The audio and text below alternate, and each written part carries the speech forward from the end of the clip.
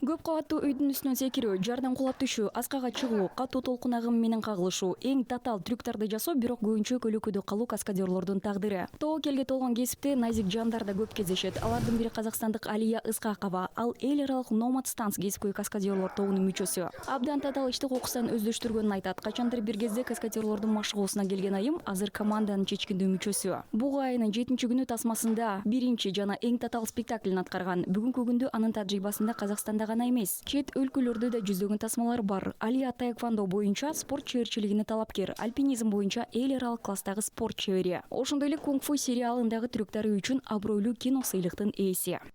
Трюков было много в моей жизни, больше...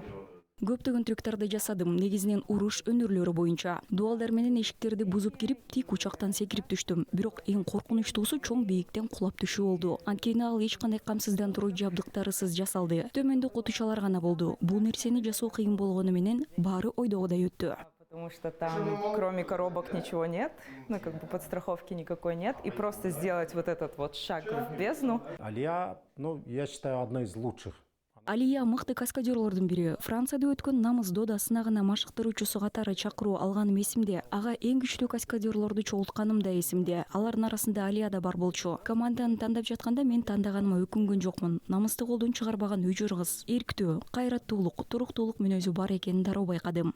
Жесткость, смелость и такая стабильность. Nomad Stance тобунда 73 каскадер бар. Алардын 8 айымдар. Алардын практикасында Наполеон, Бози сыяктуу ири эл аралык долбоорлор бар. Мындан тышкары ал Казакстанда 9 жана Индияда 2 долбоорго катышкан. Азыр команда Golden Empire аттуу даректүү тарыхый тасманын үстүндө иштеп жатат. Топ жакынкы күндөрү Индияга аттанат.